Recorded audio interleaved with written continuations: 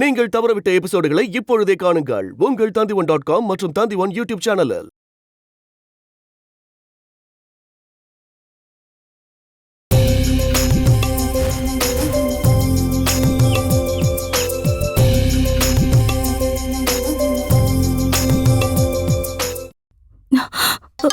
கொஞ்சம் யாருன்னு பாருமா. அவளாவோ நந்துவாவோ தான் இருக்கணும்.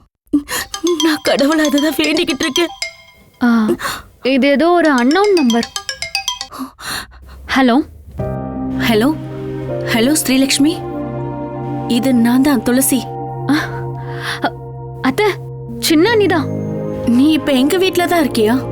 போனை என்கிட்ட கொடுமா, நான் என் பொண்ணுகிட்ட ஒரு வார்த்தை பேசிக்கிறேன்.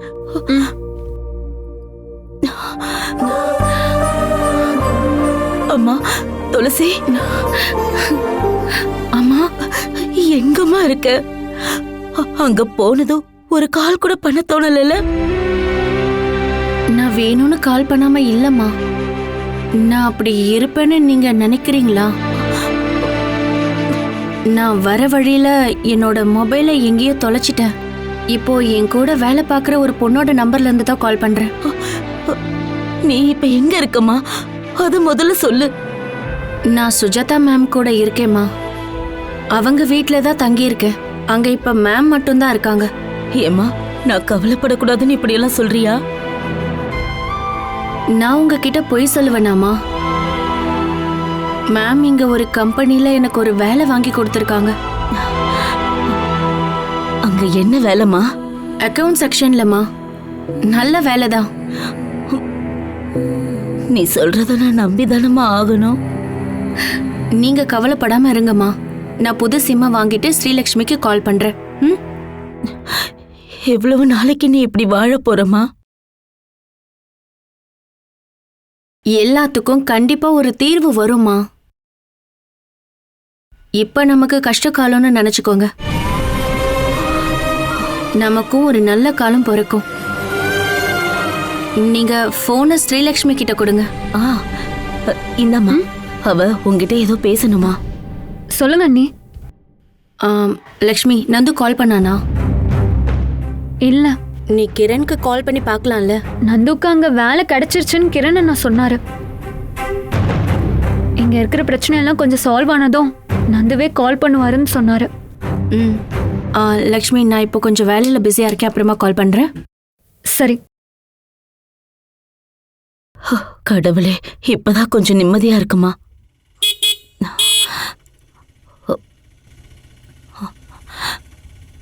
மானசி வந்துட்டான்னு நினைக்கிறேன். இங்க பாருமா, துளசி கால் பண்ணி பேசினதை நீ அவகிட்ட சொல்ல வேண்டாம். சொல்ல மாட்டா அத்தை.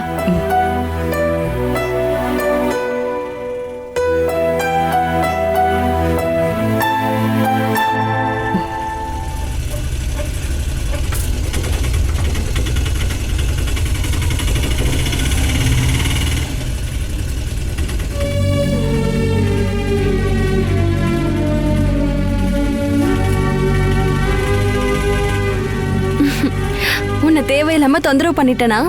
அம்மாவை தனியா விட்டுட்டு போக வேண்டாமேன்னு தான் உன்னை வர சொன்னேன். இதெல்லாம் எனக்கு ஒரு தொந்தரவே இல்ல பெரியண்ணி.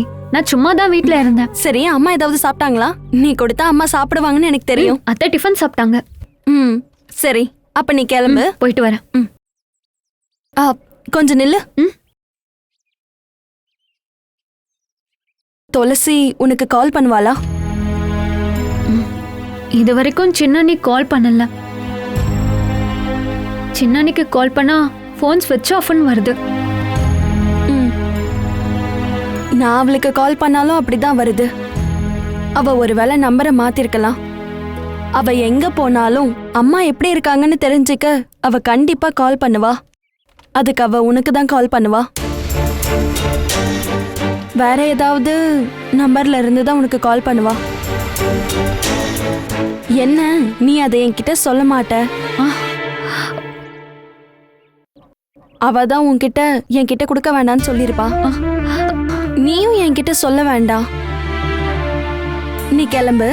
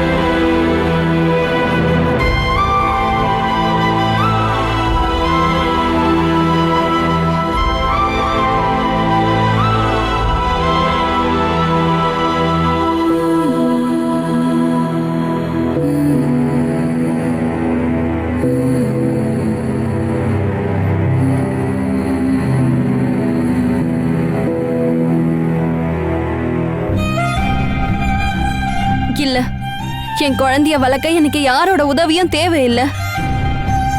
இனி என் வாழ்க்கையில் அவனுக்கு இடம் கிடையாது. அப்படி முடிவு பண்ணிட்டியா?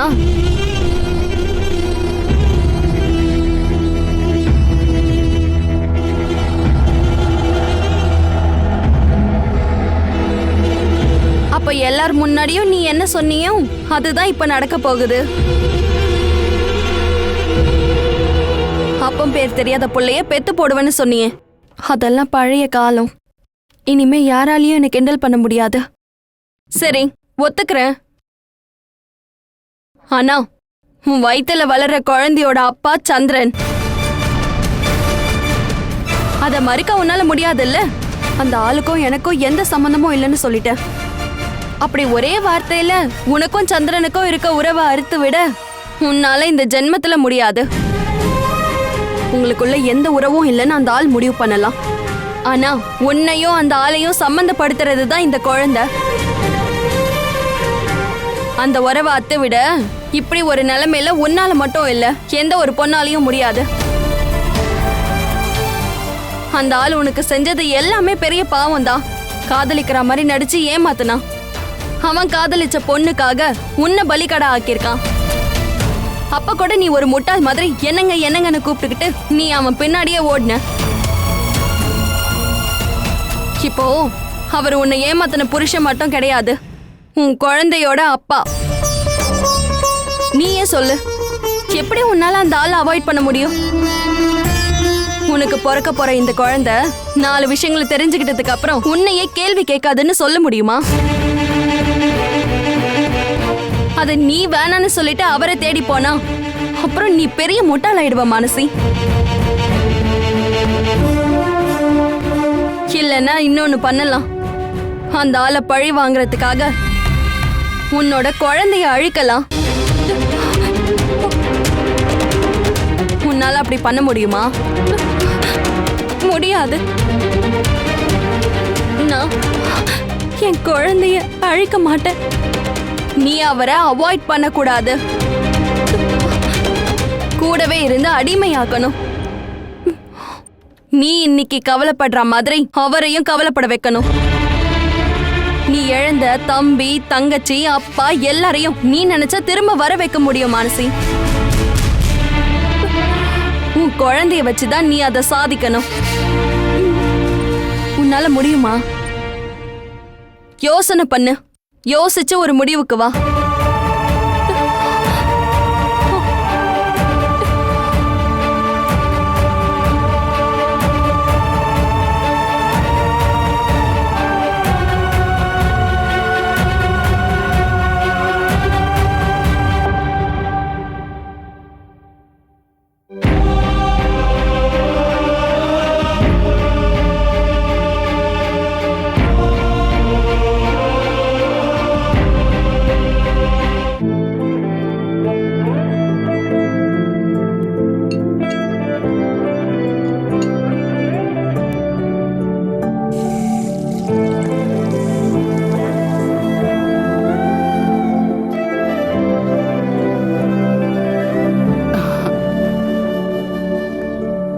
நான் வழக்கமா இங்க டீ மட்டும்தாம்மா போடுவேன்.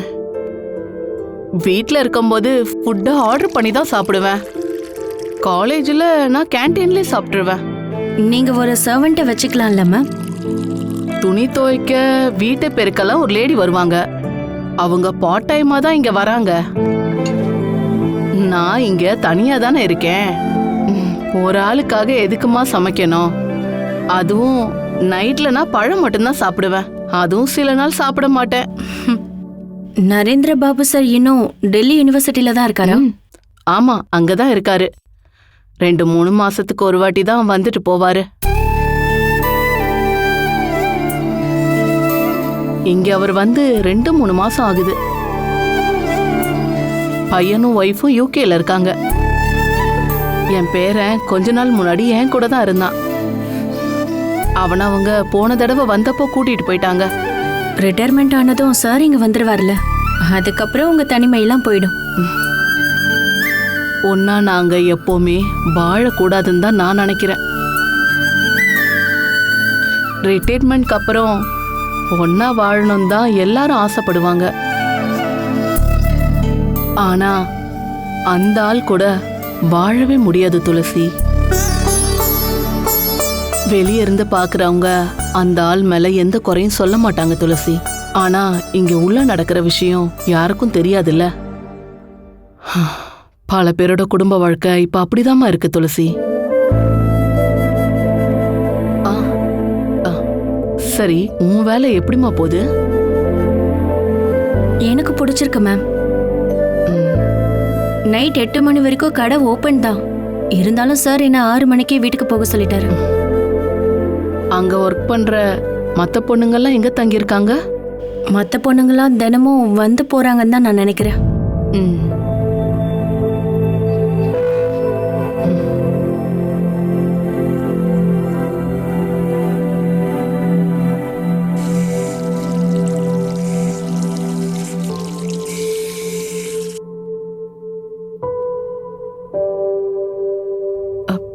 வீடு வாடகைக்கு எடுத்து தங்கிட்டு இருக்க பொண்ணுங்க யாராவது அங்க இருக்காங்களா? ஹோம் டெலிவரி எல்லாம் இருக்க சூப்பர் மார்க்கெட் தானே, அங்க நிறைய பேர் இருப்பாங்களே. நீ அவங்க கிட்ட எல்லாம் பேசி பழகி நீ இருக்கிறதுக்கு ஒரு நல்ல இடத்த நீ தக்க வச்சுக்கோ. ரொம்ப லேட் பண்ணாதம்மா, கொஞ்சம் சீக்கிரமா பாரு.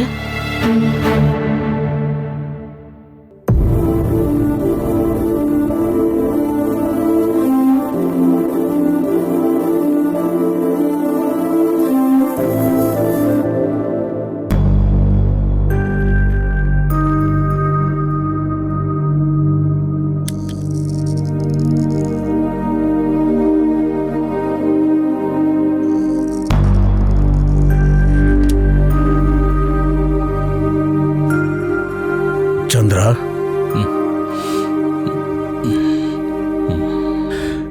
இங்க பாருப்பா, நான் சொல்ல போறத கொஞ்சம் பொறுமையா கேளு. சுத்தி வளைக்காம நேர விஷயத்த சொல்லுங்க. அது வந்து நீங்க சத்தம் கித்த எதுவும் போடாத.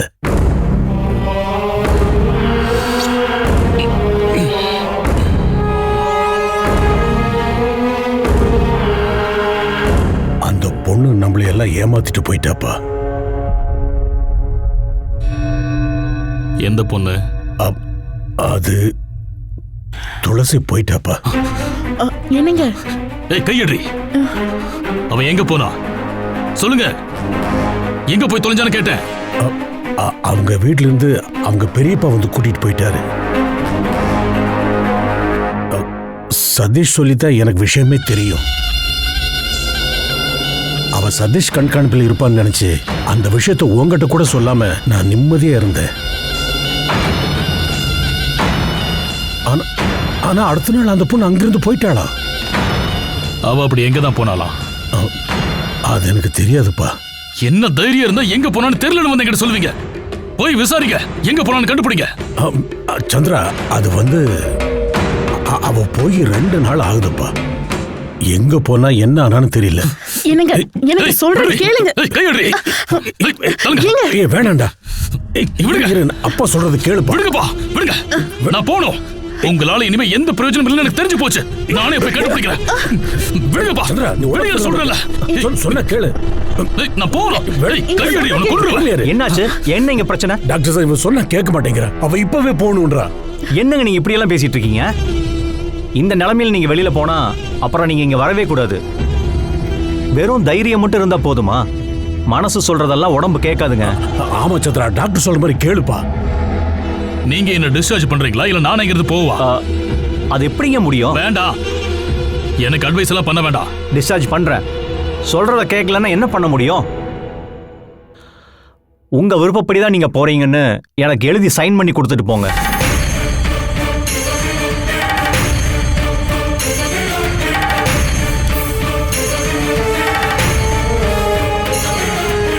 இது பாருப்பா. ஏய், பேசாதையா, வாய் முட்டு வெளில போ. போங்கறல.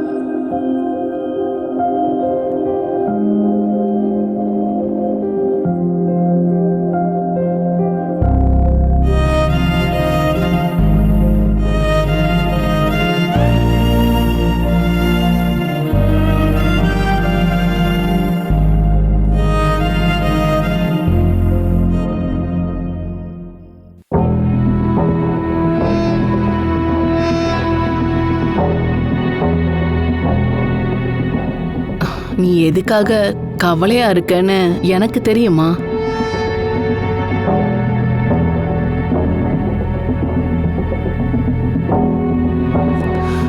நீ இருக்கிறதுக்கு வேற ஒரு இடத்த பாருன்னு நான் சொன்னதுனால தானே. உண்மையிலேயே நான் இங்க வந்தப்போ நீங்க எனக்கு ஏதாவது ஒரு வேலை வாங்கி தருவீங்கன்னு மட்டும்தான் நினைச்சு வந்தேன். உங்க கூட ஒரே வீட்ல வாழணும்னு நான் ஆசைப்படலாம் இல்ல. நீங்க என்கிட்ட காட்டின அன்பை நான் எப்பவும் மறக்க மாட்டேன். நான் சீக்கிரம் ஒரு நல்ல இடத்த கண்டுபிடிச்சு உடனே அங்க போயிடுறேன். நான் இந்த வீட்ல தனியா வாழறதுனால, நீ என் கூட இருக்கிறதுனால எனக்கு எந்த பிரச்சனையும் இல்லம்மா. நீ ரொம்ப நல்ல பொண்ணுன்னும் எனக்கு தெரியும். இவ்ளோ பிரச்சனைகளை வச்சுக்கிட்டு இவ்வளவு துணிச்சலா போராடி நீ இங்க வந்திருக்கிறதே பெரிய விஷயமா. நீ கண்டிப்பா ஜெயிப்பமா. இருந்தும் நீ குடியிருக்க வேற ஒரு இடத்த பாருன்னு நான் சொன்னது காரணம் நீ எனக்கு தொல்லைன்றதுனால இல்ல. உண்மையிலேயே நீ என் கூட இருக்கிறது எனக்கு ரொம்ப சந்தோஷம்தான். ஆனா உன்னை என் கூட வச்சுக்க என்னால முடியாதுமா. உன்கிட்ட நான் ஓப்பனாவே சொல்றேம்மா. என் வீட்டுக்காரரு எப்ப வேணாலும் வரலாமா. அந்த ஆள் இங்க இருக்கும்போது உன்ன மாதிரி ஒரு பொண்ணு இந்த வீட்லயே இருக்கக்கூடாதுமா. இப்போ நான் எதுக்காக சொன்னேன்னு உனக்கு புரிஞ்சிருக்கோன்னு நான் நினைக்கிறேன்.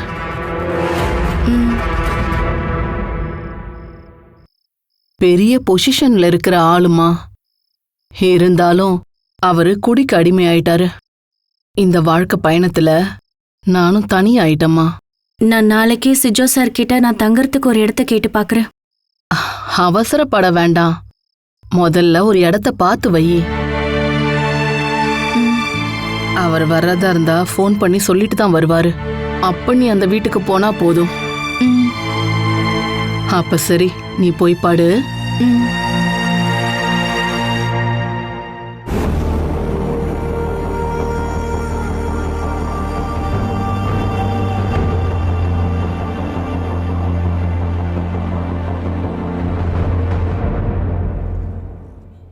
இவ்ளோ விஷயம் தெரிஞ்சிருக்குல்ல, அப்ப கூட துளசியை கண்டுபிடிக்க முடியாதா? துளசி படிச்ச காலேஜுக்கு போயிட்டு விசாரிக்கலாமே. சுஜாதா மேடம் இப்போ எங்க ஒர்க் பண்றாங்கன்னு சொல்லிட போறாங்க. நீ சொல்ற மாதிரி முயற்சி பண்ணா கண்டிப்பா 2-3 நாள்ல துளசி எங்க இருப்பாங்கறத நம்ம கண்டுபிடிச்சிடலாம். யாரும் தன்னை தேடி வரக்கூடாதுன்னு தானே அவ இப்ப இருக்கிற இடத்தையே வெளியே சொல்லாம இருக்கா. ஆமா, அவ சந்திரனை பார்த்துதான் பயப்படுறாளா?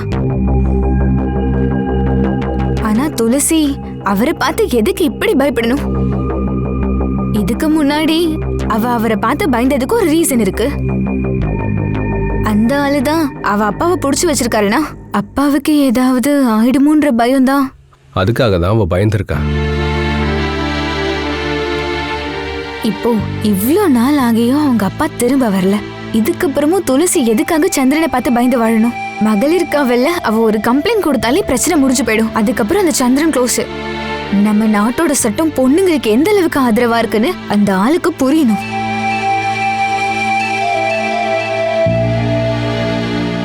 நீங்க கவலைப்படக்கூடாது.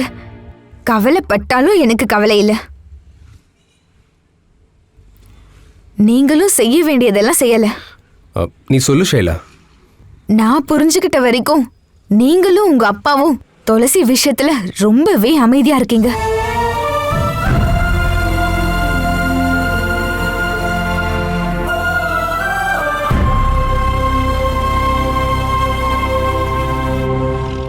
துளசி உங்க அப்பாவுக்கு மருமக தானே.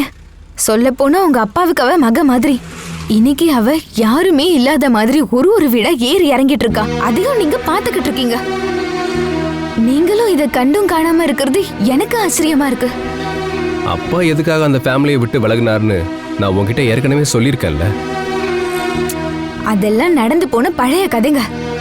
அந்த குடும்பம் இந்த அளவுக்கு கஷ்டப்பட்டோம் இன்னும் நீங்க பழைய பகைய நினைச்சிட்டு இருக்கீங்கன்னு சொன்னா அது ரொம்ப தப்புங்க. நான் இப்ப என்னதான் பண்ணணும் நீ சொல்ற? துளசி எங்க இருந்தாலும் அவளை கூட்டிட்டு வாங்க. அப்புறம் அவளால் அவள் வீட்டில் வாழ முடியுமா? சந்திரனை பார்த்து பயந்துலாம் நான் இதை சொல்லலை. அந்த வீடு இப்போ மானசி பேரில் இருக்கு. அந்த வீட்டில் அவள் இனிமேல் இருக்கக்கூடாது முடிவு பண்ணி தான் அவள் சொந்த கால நிற்க முயற்சி பண்ணியிருக்கா. திரும்பவும் அவளை கண்டுபிடிச்சு அவங்க வீட்டுக்கே கொண்டு போய் விடுற ஐடியா எனக்கு இல்லை. இதுதான் அவளுக்கு நிம்மதினா அவள் இருக்கிற இடத்துல இருக்கட்டுமே. இனிமே இதுதான் உங்க முடிவுனா அப்படியே பண்ணுங்க. ஆனா இப்ப அவ இருக்கிற இடம் என்ன ஏதுனாவது நீங்க தெரிஞ்சுக்கோங்க. அதை மட்டும் நான் உறுதியா சொல்லுவேன். சரி, நான் கிளம்புறேன். இதுக்கப்புறம் பேசினா வீட்டுக்கு போக லேட் ஆகும். நான் உன்னை பஸ் ஸ்டாப்ல ட்ராப் பண்றேன். இல்ல வேண்டாம், பக்கத்துல தான் பஸ் ஸ்டாப் இருக்கு. நான் போயிட்டு வரேன்.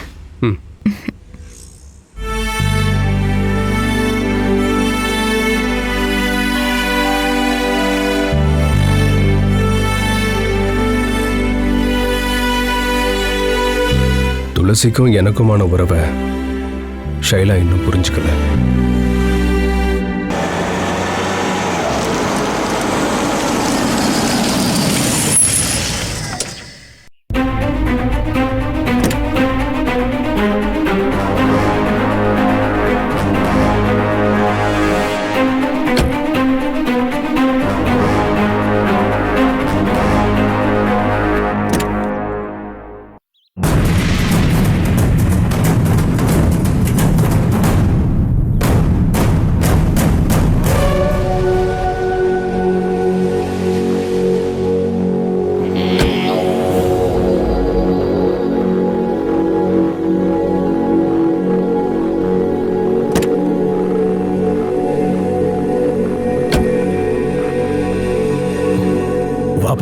விடுங்க, என்னை யாரும் பிடிக்க தேவையில்ல. எந்த இடத்துல விழுந்தனோ அந்த இடத்துல இருந்தே எந்திரிக்கிறதுக்கு எனக்கு தெரியும்.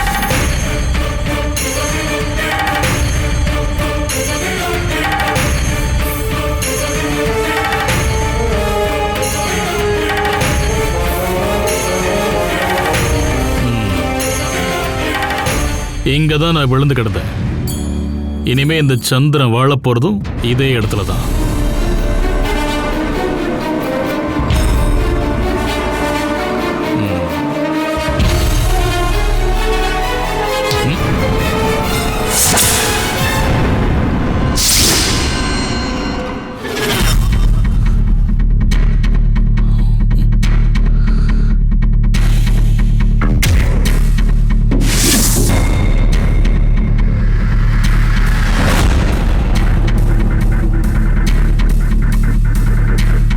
இனி இந்த வீட்டுக்குள்ள நீங்க நுழைய கூடாது.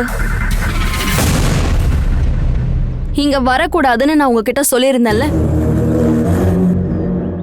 வேணும்னு அவமானப்படுறதுக்காக எதுக்கு வந்தீங்க இங்க? போயிடுங்க. இந்த வீட்டுக்குள்ள வர நான் உங்களை விட மாட்டேன். ஓ, அனுமதி எல்லாம் எனக்கு தேவையே இல்லடி. நான் காசு கொடுத்து வாங்கின வீடுடி இது. நான் இங்கதான் வாழுவேன்.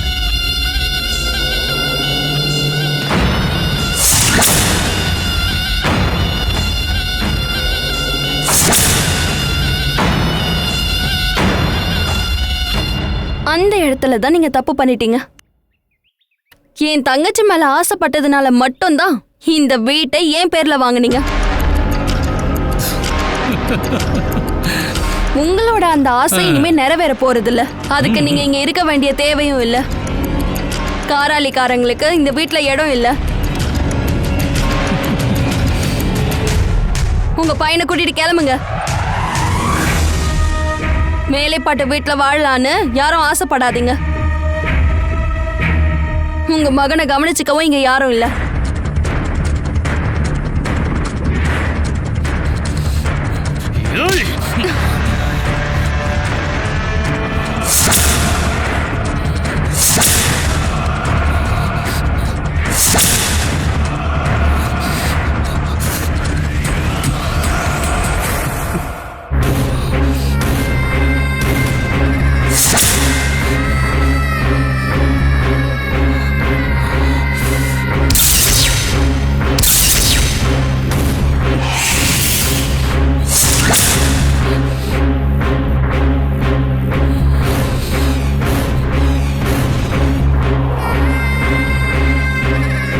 ஏகப்பட்ட தடவை நான் உங்ககிட்ட அடி வாங்கிட்டேன்.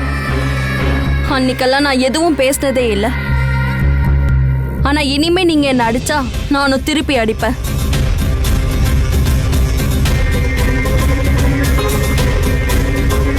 மானசி சொன்னா செய்வா. ஏய்,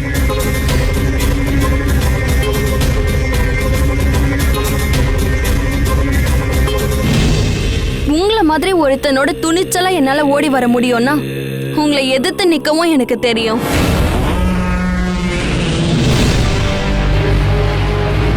ஒழுங்கா வெளியே போங்க. இது எல்லாம் கேட்டதும் நான் பயந்துருவேன் நினைச்சியா? இந்த வீடு உன் பேர்ல இருக்கு அப்படின்னு நினைச்சு நீ ஆணவப்படாதடி. ஏய், உன் கழுத்துல நான் கட்டுன இந்த தாலி இருக்குல்ல, நான் இங்க வாழ்றதுக்கு இது மட்டும் போதும்டி. உன்னால மட்டும் இல்ல, வேற எவனாலும் என்ன தடுக்க முடியாது. உன் தங்கச்சியை இங்க இருந்து மறைச்சு வச்சுட்டோங்கிற ஆணவத்துல நீ பேசிட்டு இருக்கன்னா இப்ப சொல்றேன் கேட்டுக்கடி. அவளை இங்க தூக்கிட்டு வருவேன். என்னடா இங்க வேடிக்கை பார்க்கறதுக்கட நிக்கிற? போடா, அவ எங்க இருந்தாலும் தேடி அவளை இங்க தூக்கிட்டு வாடா.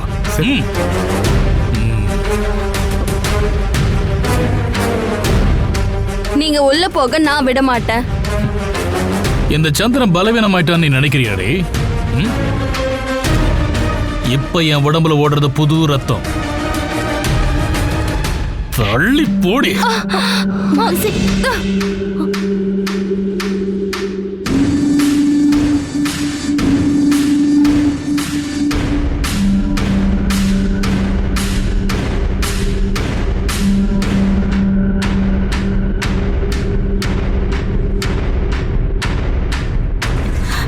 மனசி நில்லு. அவனை தடுக்கலாம் உன்னால முடியவே முடியாது. அவன் சொன்னதை கேட்டல்ல, அவன் கட்டின தாலி உன் கழுத்துல இருக்கு. ஹாஸ்பிட்டல்ல இருந்து அவன் நேரா இங்க வந்திருக்கான்னா அதுக்கு அர்த்தம் உனக்கு புரியலையா? என் துளசி எங்க இருந்தாலும் அவளை கண்டுபிடிச்சு இங்க கொண்டு வந்துருவான். இவன்கிட்ட சவால் விட்டுலாம் எந்த பிரயோஜனமும் இல்ல. அவனுக்கு அடங்கி போறதை தவிர வேற வழி இல்ல உனக்கு. இனி அவன் என் பொண்ணு துளசியை தேடி பைத்தியம் பிடிச்ச மாதிரி அலையதான் போறான். அம்மா, நீங்க கொஞ்ச நாள் மட்டும் பொறுத்துக்கோங்க. அந்த ஆள் ரொம்ப நாள்லாம் இங்க இருக்க போறது இல்ல. வேணும்னே வைராகியத்தோட அந்த ஆள் இங்க வந்திருக்கான். இப்ப அந்த ஆள் இருக்க நிலைமையில துளசி பின்னால எல்லாம் தேடி அந்த ஆளால ஓட முடியாது. துளசி இங்க இருந்து போன விஷயத்த இவ்ளோ நாளும் அவர்கிட்ட சொல்லாம மறைச்சு வச்சிருந்தாங்க. இன்னைக்கு யாரோ சொல்லி அந்த ஆள் இந்த விஷயத்த தெரிஞ்சுக்கிட்டான். டிஸ்சார்ஜ் எழுதி வாங்கிக்கிட்டு அந்த ஆள் இங்க வந்திருக்கான். துளசி போயிட்டான்னு தெரிஞ்ச நாள்ல இருந்தே அந்த ஆளு அவங்க அப்பாவும் அவளை தேடிக்கிட்டு தான் இருக்காங்க. இவ்ளோ நாள் ஆகி அவளை கண்டுபிடிக்காததுனால அந்த ஆள் தானாவே போயிடுவான். துளசி அவங்க கண்ணுல படக்கூடாதுன்னு நான் கடவுளை வேண்டிக்கிறேன். துளசிய அவங்க பார்த்தா கூட அவங்களால என்ன பண்ண முடியும்?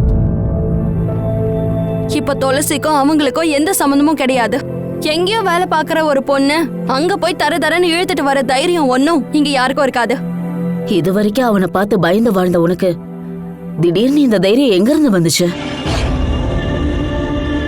ஒரு காரணமும் இல்லாம சந்திரனை எதிர்க்கிறதுக்கு நீ துணிய மாட்டியே. அந்த ஆளை எதிர்க்கிற துணிச்சல் இப்ப எனக்கு வந்துருச்சுமா. அந்த தைரியம் திடீர்னு எப்படி எனக்கு வந்துச்சுன்னு கேட்காதீங்கம்மா. உங்களுக்குள்ள நீங்க எப்படி வேணா அடிச்சுக்கோங்க. ஆனா என் துளசிக்கு எதுவும் ஆகக்கூடாது. அதுக்கு நீ உதவியும் பண்ணக்கூடாது. இந்த குடும்பத்துக்காக அதை மட்டுமாவது பண்ணு.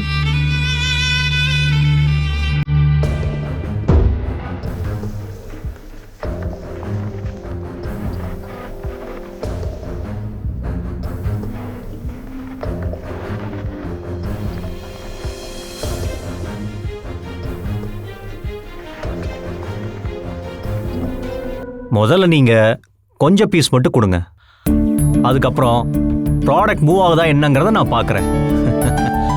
இப்போ எல்லாருமே டிவியில் வர விளம்பரத்தை பார்த்துட்டு தான் வர்றாங்க. பிரபலமான ப்ராடக்டை எல்லாம் மக்கள் வாங்குற மாதிரி உங்களோட புது ப்ராடக்டை மக்கள் வாங்குவாங்கன்னு சொல்ல முடியாதுங்க. நீங்கள் என்ன சொன்னாலும் உண்மை அதுதான்.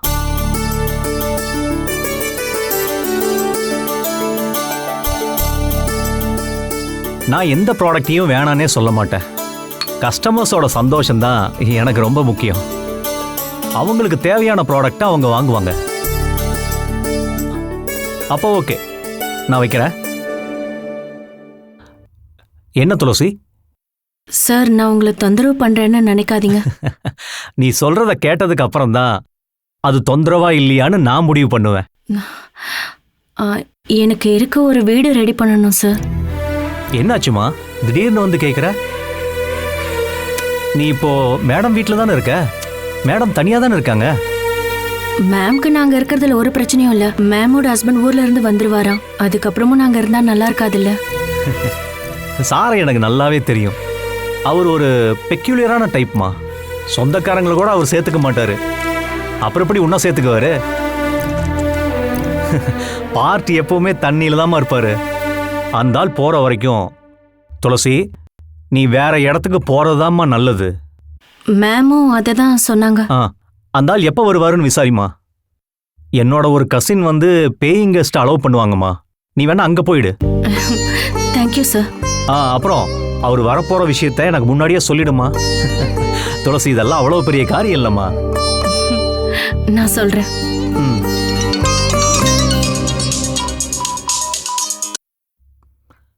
எஸ், சுஜிதா பேசுறேன். அவ சொன்னாலும் கேட்க மாட்டான். பயங்கர வெறியா இருக்கான். அந்த பொண்ணையும் பையனும் கண்டுபிடிக்காம இவன் மூஞ்சிலே முழிக்க முடியாதுடா. நம்மளால செய்ய முடிஞ்சது எல்லாத்தையும் செஞ்சிட்டோமே. டேய், இது அவன் முன்னாடி சொல்றதுக்கு என்ன? அப்ப எதுக்கு வாய மூடிட்டு இருந்த? நீ பண்ண லூசுத்தனத்தினால அவன் தப்பிச்சிட்டான். அந்த பொண்ணு அந்த வீட்டு விட்டு கிளம்பிட்டான்னு தெரிஞ்சதும் உன்னை அனுப்பிச்சு வச்சல. தேவையில்லாம உங்களுக்கு சோறு போடுறேனே தவிர உங்களால ஒரு பிரயோஜனமும் இல்லடா. டேய், ஒரு விஷயம் மட்டும் சொல்றேன். அவ எங்க இருந்தாலும் அவளை பத்தின தகவல் நமக்கு வேணும். அவ எங்க இருக்கான்னு ஒரு சின்ன குழு கிடைச்சா போதும். கொஞ்ச நாளைக்கு அதை சொல்லியே சமாளிக்கலாம். இல்லன்னா காய ஆறதுக்கு முன்னாடி அவ தேடி கிளம்பிடுவான். ஏதாச்சும் ஒரு வழி இருந்ததுன்னா நீங்களே சொல்லுங்க. நீங்க சொல்றத நான் பண்றேன். இனி என்கிட்ட இருந்து யாரும் மிஸ் ஆக மாட்டாங்க.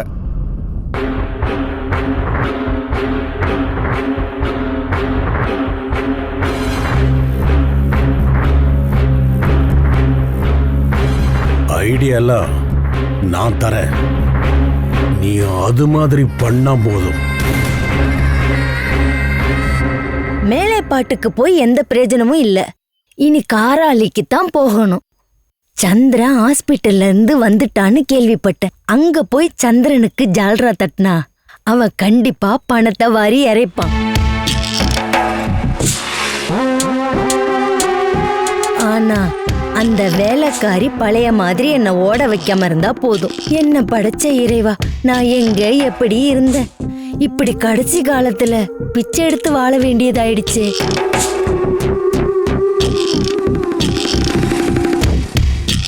ஏய், நில்லு நில்லு நில்லு. அட நில்லுமா. என்னடி என்ன பார்த்தும் பார்க்காத மாதிரி போற? நீங்க கொஞ்சம் வழி விடுங்க, எனக்கு காலேஜ் போகணும். ஆல்ரெடி லேட் ஆயிடுச்சு. ஆமாம்மா, கொஞ்சம் அவசரப்படாம நில்லுமா. அப்புறம் மேலப்பாட்டுல என்னம்மா, எல்லாரும் எப்படி இருக்காங்க? இதெல்லாம் கேட்கணும்னா நீங்க முதல்ல அங்க போங்க. அந்த வாசலே நான் மிதிக்க மாட்டேன். என் மானசி இல்லாத அந்த வீட்டுக்கு நான் போக வேணாமா? ஆமா, நந்து அடிக்கடி உனக்கு கால் பண்றான்னு ஊர்ல எல்லாரும் பேசிக்கிறாங்களே. ஆமா, அவன் இப்ப எங்க இருக்கான்? இவ்வளவு விஷயம் சொன்னாங்கல்ல, அந்த ஊர்க்காரங்க கிட்டயே போய் கேளுங்க. முளைச்சு 3 இலை விடல. இந்த கிழவி மூஞ்சில போய் முடிச்சிட்டேனே. நீ அவனுக்காக காத்துக்கிட்டு இருடி. இந்த ஜென்மத்துல அவன் வரமாட்டான்டி. இந்த ஊருக்கு அவன் வந்தான்னா சந்திரன் அவனை உயிரோட விட்டு வைக்க மாட்டாருடி.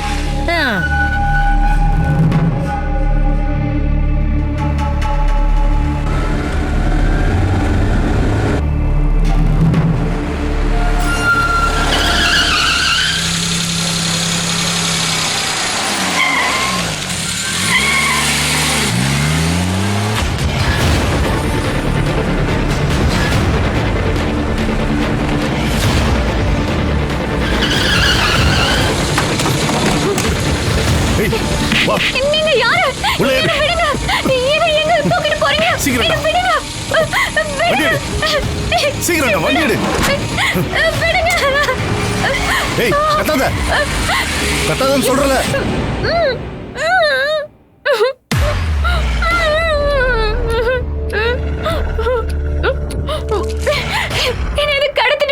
ஏய் வாய மூடு.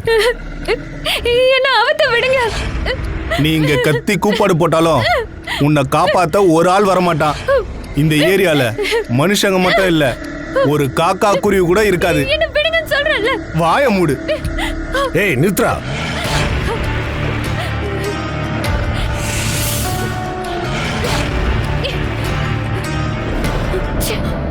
இதோ பாருமா, உன்னை தொந்தரவு பண்ணுன்றது என் எண்ணம் இல்ல. நேர்ல வந்து கேட்டா நீ உண்மையை சொல்ல மாட்டேங்கிறதுனால வேற வழி இல்லாம உன்னை தூக்கிட்டு வந்திருக்கோம். என் கேள்விக்கு நீ சரியா பதில் சொல்லிட்டேன்னா உன்னை எங்கிருந்து தூக்கிட்டு வந்தோமோ அங்கேயே கொண்டு போய் விட்டுறோம். உன் மேல எங்க விரல் கூட படாது. ஆனா நீ உண்மையான பதிலை எனக்கு சொல்லணும். சொல்லுமா, நந்து இப்ப எங்க இருக்கான்? நந்து எங்க இருக்காருன்னு எனக்கு தெரியாது.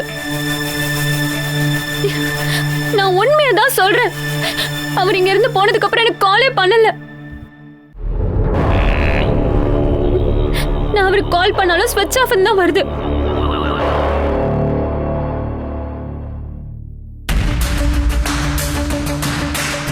அவன் ஃப்ரெண்ட் ஒருத்தர் இருக்கானே, அவன் எதுவும் சொல்லலையா?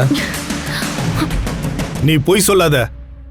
நந்து அவன் கூட்டிட்டு போயிட்டு ரயில்வே ஸ்டேஷன்ல விட்டுதான் நான் பார்த்தேன். நந்து வந்து ஏதோ ஒரு ட்ரெயின்ல ஏறி போயிட்டான்னு கிரண் அண்ணா சொன்னாரு. கிரண் அண்ணா கூட கான்டாக்ட்ல இல்ல. சரி, அது போட்டும். துளசி எங்க இருக்கான்னு சொல்லிடுமா. நீ இங்கிருந்து உயிரோட போகணும்னா நீ சொன்னாதான் முடியும். இவ சொல்ல மாட்டான்னு சொன்னா இவளை நான் சொல்ல வைக்கிறேன் முதலாளி. ஏய் நீ மூடா. நான் எப்ப கை வைக்கணும்னு சொல்றோம் அப்ப செய். எதுக்கு எடுத்தாலும் முந்திரி கொட்டி மாதிரி முந்தாத. டேய், இவ புத்தி இருக்கிற பொண்ணுடா. துளசி எங்க இருந்தாலும் உனக்கு கால் பண்ணுவான்னு எனக்கு தெரியும்.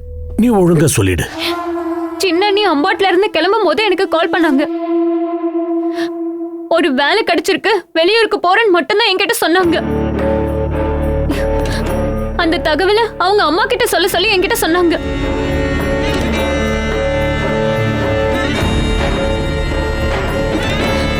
ஆனா எங்க போறாங்கன்னு என்கிட்ட சொல்லவே இல்லை.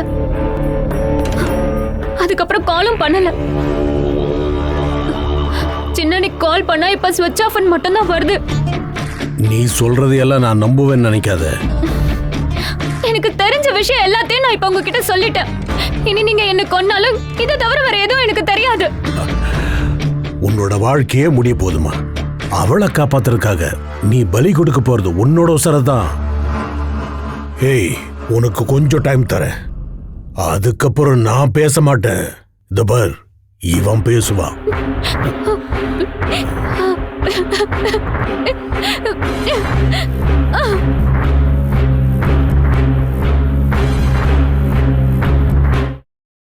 Catch us on TV, Tandivan.com, Facebook and YouTube.